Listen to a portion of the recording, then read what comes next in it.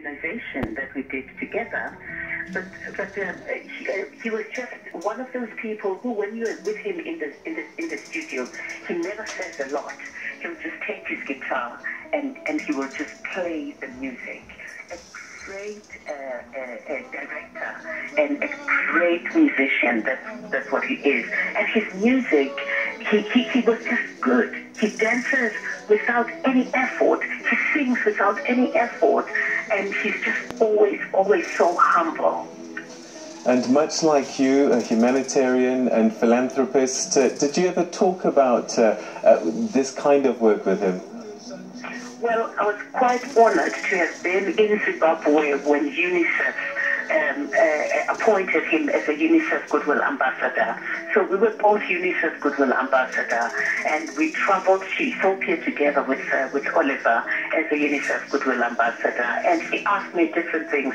Sisi, what does this Goodwill Ambassadorship mean, you know, and what is expected of us, because you've been doing it before me. But the man was just an amazing man. I really don't know what to say and what to do, because we were planning to do the Jacaranda Festival again next year, thanks to his manager, Walter, who did a good job. You know, we performed a couple of months ago in Zimbabwe, in Harare. We did the Jacaranda Festival with Mikasa there and Berita and Oliver. It was Oliver's show, and we were planning to partner and do another Jacaranda show next year, and unfortunately it didn't happen. It means he was just saying, here is something good for Zimbabwean people, and everything is going to be all right, and I want to say to you goodbye, and I love you.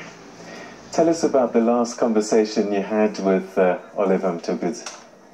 Well, the last conversation I had with him, it was in Harare at the Jacaranda Festival, which was his festival. We were actually planning another Jacaranda Festival for next year, you know, well, for 2019, which is this year, because the one that we did last year with his manager, Walter, it was so amazing. In fact, I kept on saying, you know, with the turmoil in Zimbabwe, do you think it's okay for us to do a show? He said the people of Zimbabwe are peace-loving people, and they want entertainment. They love fun. Let's do this Jacaranda Festival so that they can see that we love them, so that in 2019 we do another one, Sisi, in Bulawayo. So we're planning another one with Walter and Oliver, and unfortunately it didn't happen. All right, so he traveled all over the world, but he loved coming to South Africa. Did he ever share with you why he loved this part of the world so much? Well, Oliver was a Pan-Africanist. I mean, he was Pan-African. He was Pan-African. He loved Africa. He was a pure African. He never wanted to be anything else except African. A good father to his children, and a good husband to his wife, and a good musician for that matter. All I want to say to his wife, I want to say, my sister, you have us, you have your husband's friends, and to his children, you have us as your aunts, and we will always love you, and the world loves Oliver. All right, so we're going to leave it there. Sisi Yvonne, thanks very much indeed for joining us and helping us remember this iconic figure, Oliver Mtukudzi. That was Yvonne Chaka Chaka, a person who performed and sang with this towering figure of music. And as she said, he was a Pan-African, traveled the whole world, collaborating with other artists, sharing the stage with many, many great names. And there she was saying that all he did really was just pick up his guitar and play. But if you listen to his music and were able to translate some of the lyrics, he was a great social commentator. He would see things around him and he would sing about them. And sometimes it's just as simple as, you know, children going home late at night, and he was concerned about that, and girl children in particular.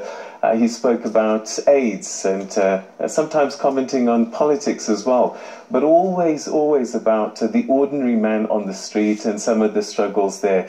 But let's go back to Zimbabwe now, to Harare, where we're joined by our correspondent there, Effort Musekiwa, who's on the line. And I believe, Effort, you're at the hospital where Oliver Mtukudzi may have passed away. Yes, indeed, Peter. I am at the Avenues Clinic in Harare, where we just received word that it is indeed true that the music legend Oliver Mtukudzi just passed away a few hours ago. About, was he ill? Do we know what the cause of death is at this stage? At this stage, it is not yet clear what the cause of death is, but we do understand that he's been in hospital for quite a while now. Just outside, we've just spoken to a few other musicians that he's worked with, and they confirmed that they've been coming pretty much the whole of this week, coming to visit him and actually talking to him while he was in hospital. I would imagine that Zimbabweans, as this news starts to filter through, will be in shock, because I can't think of anybody alive today in Zimbabwe who doesn't know Oliver Mtukudzi or has not heard his music in their lifetime and in their generation. Yes, indeed. It will come as a shock to many Zimbabweans. His music, he's been in the music industry. He has had a lot of support, a lot of fans from all age groups. Even the younger generation has had, collaborations with him just to show the extent of his reach, how much he has touched people's lives. Is his family close by? I know he had five children and a son who passed away in 2010 that broke his heart as well. Well, we haven't seen any members of his family home. The only person we've seen is his manager. He refused to speak to us. He just rushed off. But we do understand that his family was close by, but we haven't actually spoken. We haven't been able to speak to any one of them, Africa. All right. Have you been, the way social media works in the country that these things often happen, that's where most of the messages start to flow. Have you been able to see what people have been saying in Harare? Oh, yes, indeed. People on social media, there's been, initially some people were saying it's fake news, some people were dismissing it earlier on. But now as the news filtered through, people have begun to send their condolences. People have begun to express their shock at his untimely passing. So really, it comes as a surprise. It comes as a shock to many Zimbabweans, and they've already begun to express their shock on social media. All right. I mean, he is 62, I believe, but he's been singing right up till the end, hasn't he? Yes, indeed. We do understand that he actually cancelled a show a few weeks back because of the illness. So it is true that he was actually still very active in the music industry. We actually spoke to one young musician who said he was actually getting assistance from Mtukudzi in trying to come up with a new, with his new album, and he's really shocked at the passing of Oliver Mtukudzi. Tell us a little bit about, if you can, just how he influenced and his presence was felt in and around Zimbabwe by Zimbabweans. Well, that's a very a big task, a big question. But what I can tell from personal experience, I've actually encountered the man on so many occasions. In my personal life, even in my professional life. I remember the last time we spoke to him, we asked him what his biggest challenge was. And he said to us, coming up with the next best song.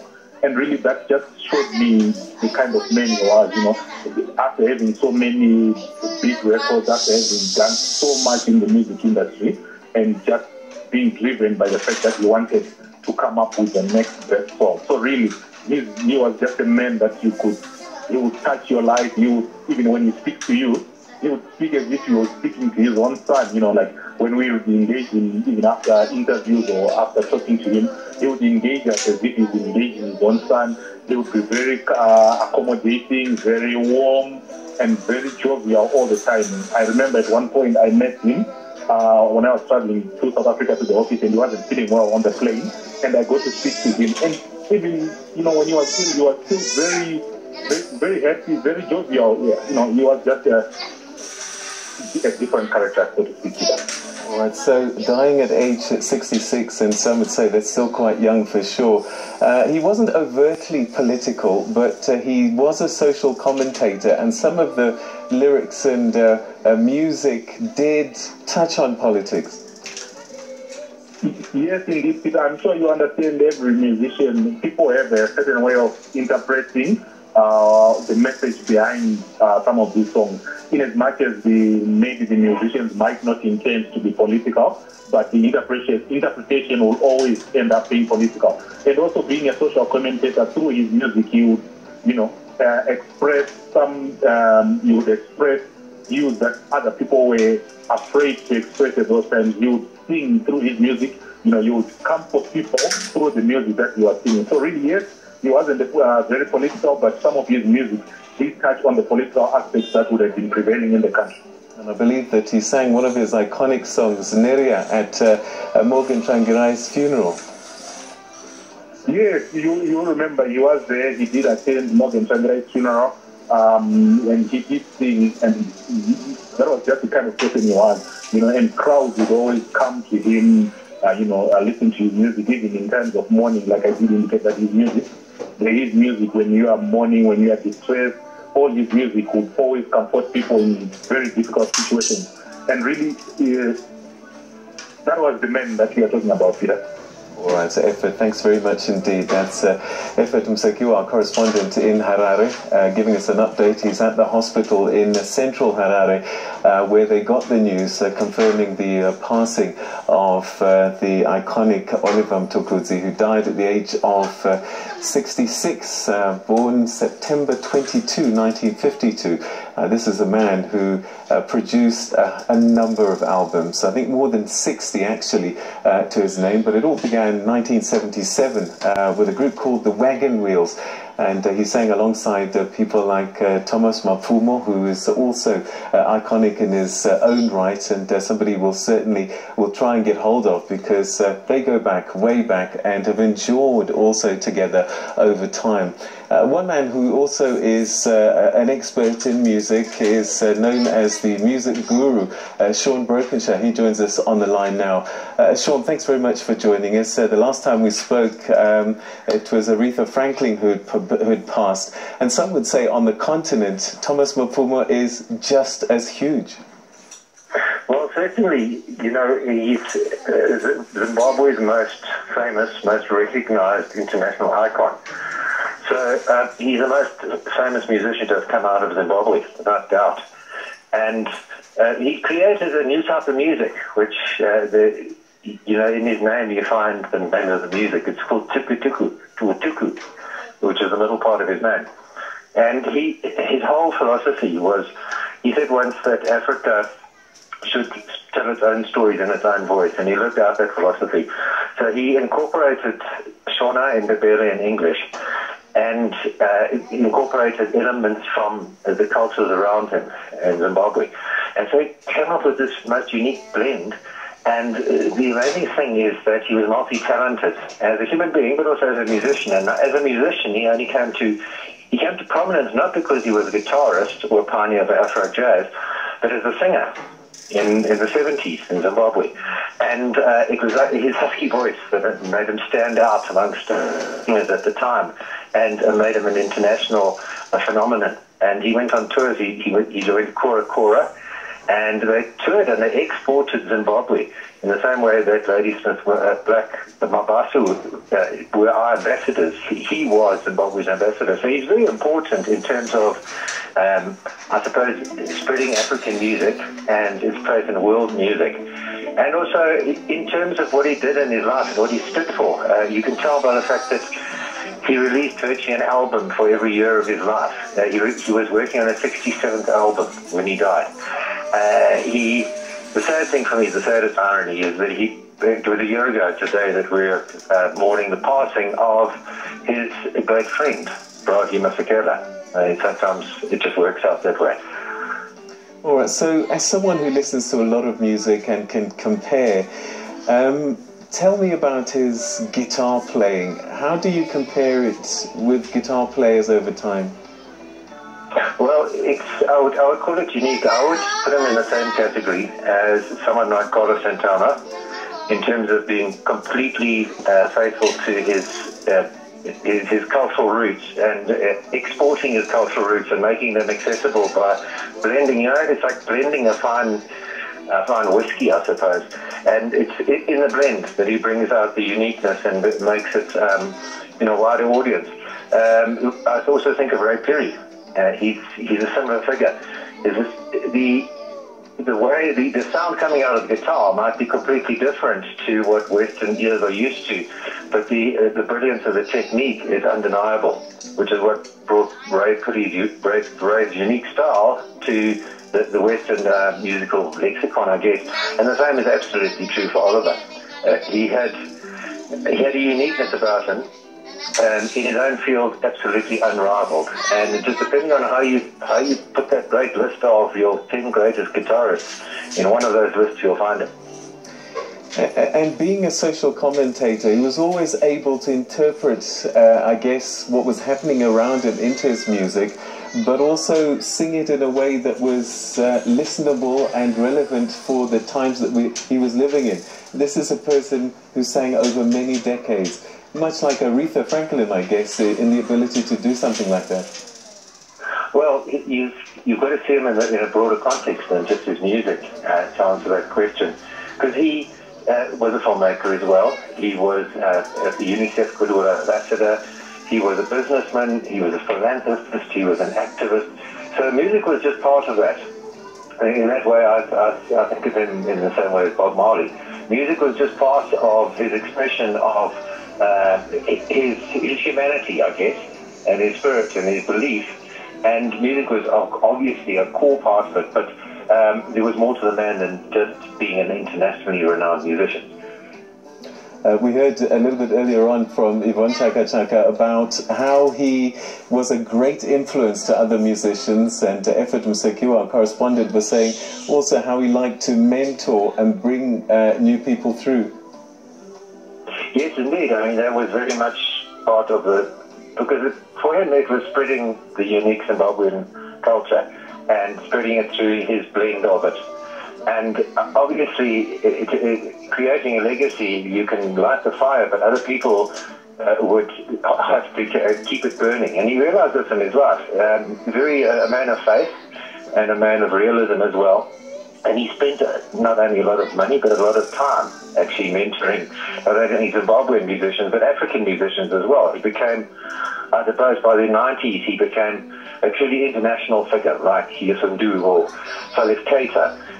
He was proudly Zimbabwean, but he was African as an ambassador. All right, Sean Brokenshaw, thanks very much indeed for sharing your thoughts with us this evening and giving us another perspective of this man, iconic man, Oliver Mtukudzi, who sadly has passed away this afternoon in Harare in Zimbabwe.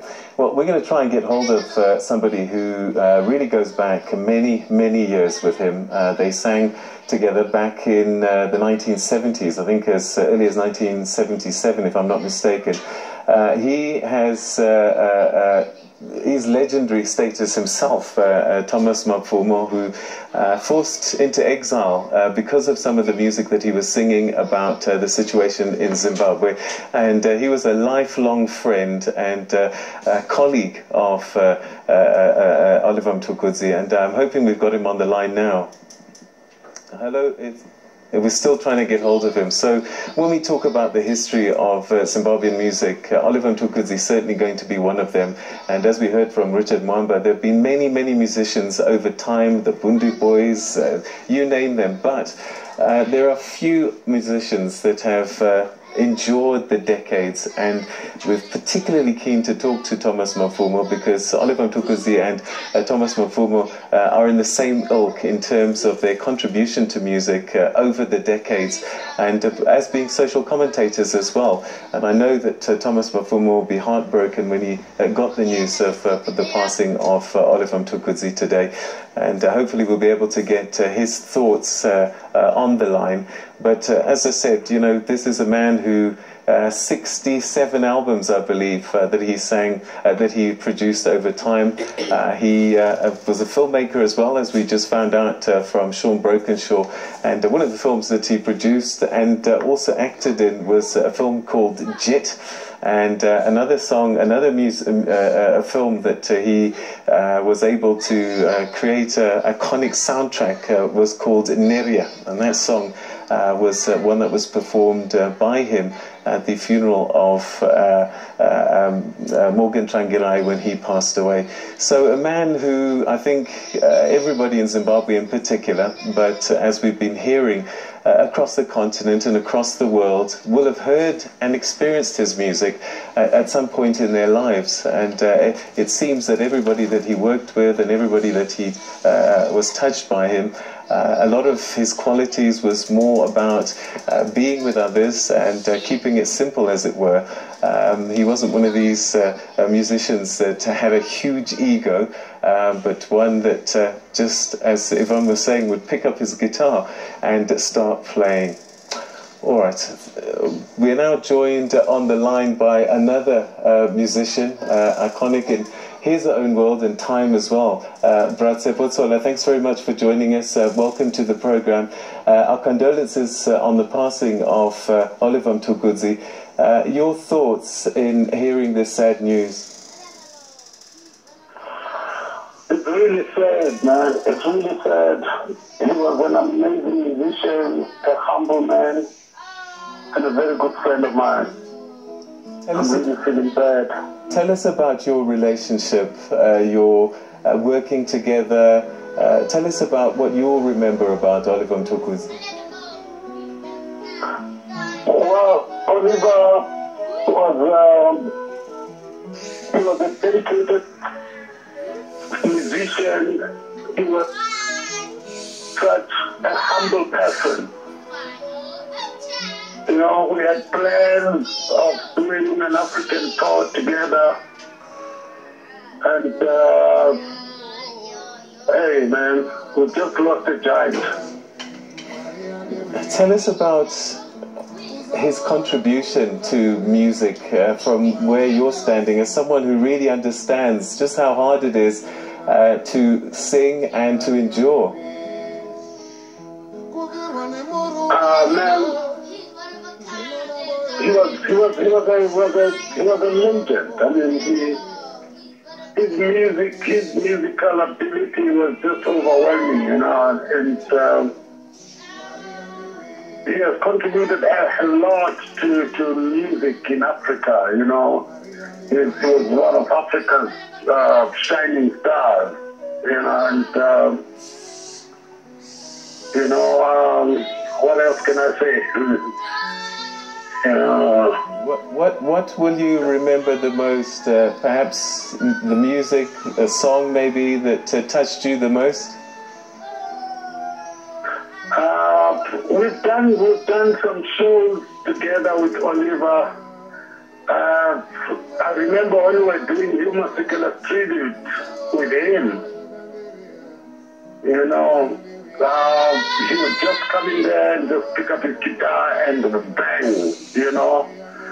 Like some other people would be struggling to get this and that, but Oliver would just pick up his guitar and play it.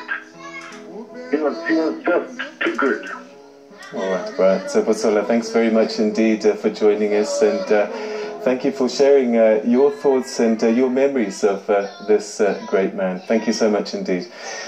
Okay, yeah, we're busy trying to get some reaction, and it's and you can hear from what everybody is saying is just how big and influential he was, his music was. And everybody's got their favourite song, you know. I've got him on my CD actually, and we're busy thinking that, you know, this guy's been at it a long time. We have to make sure that the next time he comes to South Africa, we go and enjoy his music, because sadly we're starting to see a lot of musicians in that generation are starting to pass, as we saw with Brahu a year ago. And I think what is even more sad when you talk about Brahu is that he died this day last year. Absolutely. So that is very much sad. Well, I've seen him perform live. I've been to many jazz festivals where Oliver Mtukudzi performed. You would not even be able to sit down. And as Yvonne was saying, that he was very humble. he was a giant in his own right. And it would be interesting to hear how people back at home in Zimbabwe, you know, are celebrating. And Peter Tladi was telling us earlier on that he has a school back home in Zimbabwe where, you know, he was, you know, developing other people as much as effort. Was also saying that he was very selfless. It wasn't just about him, but he, you know, believed in developing other young people.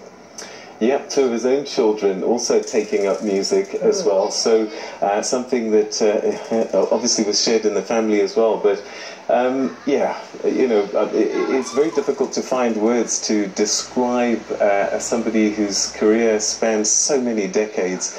And influenced so many people across so many continents. Tuku music, as it will be known, but certainly it was a sound that could fit in anywhere. And he had this ability, for somebody was playing Humasakela, whoever, he could literally just come onto the stage, pick up his guitar. It's actually very sad, Peter. He was currently working on his 67th album, and as you said earlier on, that he was a social commentator, because this album, we understand that the message was all about introspecting and, you know, hoping that people will learn a thing or two from the album that, of course, he never got to make and finish. And it was all because he says that we focus as individuals on competing with other individuals instead of, you know, focusing on ourselves. Yeah, no, he will be remembered by many, and for those that were able to enjoy his music and see his performances will have lifelong memories, certainly, about this great musician. But as we say, you know, people around the world, and one person I really hope we get to hear his voice is Thomas Mafumo, who they were young together, broke into the music business together, and over time contributed enormously together. So this will be somebody's voice that will really be able to paint a picture about some of the difficult journeys that a musician had to go through, because it wasn't, you know, as musicians will tell you, you can churn out a lot of albums, but that doesn't necessarily translate into fortunes and fortunes, and yet the love of the music, the love of the craft, still managed to produce the 67 albums. Well, the 67th was still being produced. Yeah, no, certainly indeed, of course. I'm also watching social media on Twitter now. Many South Africans, people on the African continent, conveying their condolences, of course, to the family and the children, as you say. So it is indeed a sad day for us Africans. Yeah. All right, we'll continue to get a reaction from as many people as we can. The music experts have been talking about how his Pan-African sound and his Pan-African contribution was enormous. He wasn't just Zimbabwean, he was an African, but also a world citizen. Especially if you consider that, you know, someone like Joss Stone did a collaboration with him, and a lot of people probably wouldn't have put the two together, but such was his abilities and a skill that will be remembered. All right, so it's 12 minutes before we say goodbye, but